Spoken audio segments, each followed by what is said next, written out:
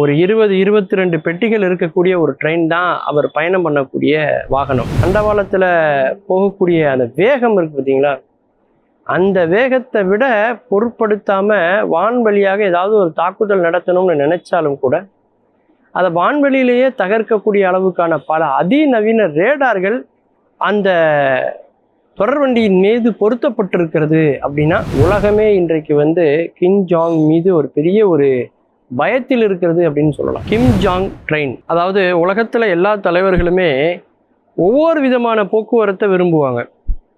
சில தலைவர்கள் விமானத்தில் போவாங்க, சிலர் கப்பலில் போவாங்க, சிலர் சொகுசு கார்களில் போவாங்க, ஏன் பொது பேருந்தில் போகக்கூடிய தலைவர்கள்லாம் கூட இருக்காங்க. ஆனால் வடகொரியாவினுடைய அதிபராக இருக்கக்கூடிய கிம் ஜாங் அவர்கள் தேர்ந்தெடுத்திருக்கக்கூடிய போக்குவரத்து என்ன அப்படின்னா ட்ரெயின். ஒரு 20-22 பெட்டிகள் இருக்கக்கூடிய ஒரு ட்ரெயின் தான் அவர் பயணம் பண்ணக்கூடிய வாகனம். அது நாம் பயணம் பண்ணக்கூடிய சாதாரண தொடர்வண்டி மாதிரி இருக்காதுங்க. குண்டு துளைக்காத கண்ணாடிகள், குண்டு துளைக்காத அறைகள் கொண்ட ஒரு பெட்டி தான் அவர் பயணம் செய்கிறது.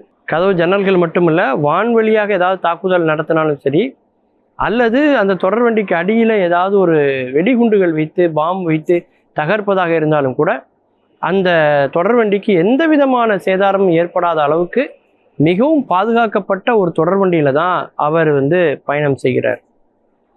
அவருக்கு தேவையான அனைத்து சகல வசதிகளும் அந்த தொடர்வண்டியில் ஏற்பாடு செய்யப்பட்டிருக்கு.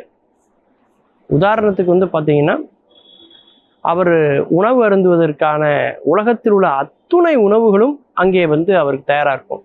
அவருக்கு தேவையான கேளிக்கைகள், அது மட்டும் இல்லை, உலகத்தில் எந்த செய்தியை எங்கே பார்க்கணும்னு நினைச்சாலும் அதற்கான எல்லா வசதிகளும் அங்கே செய்யப்பட்டிருக்கிறது.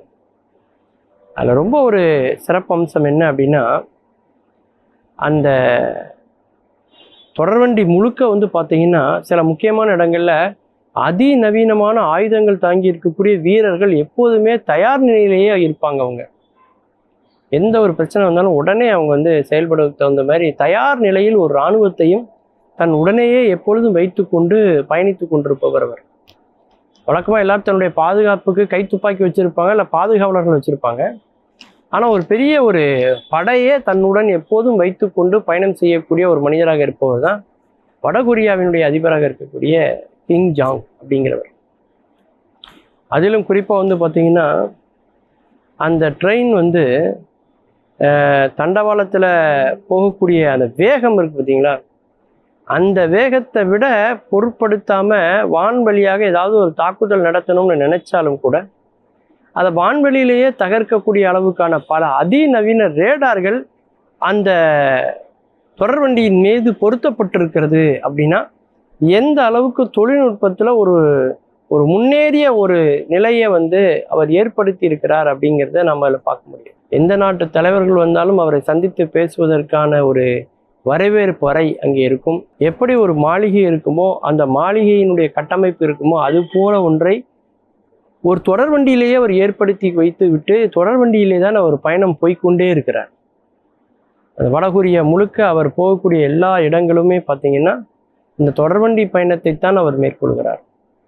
அந்த தொடர்வண்டியிலே அவருக்கு யாரெல்லாம் பிடிக்குமோ அந்த பிடித்த பாடகர்கள் அவர்களையெல்லாம் அவர் உடனேயே அழைத்து செல்கிறார்.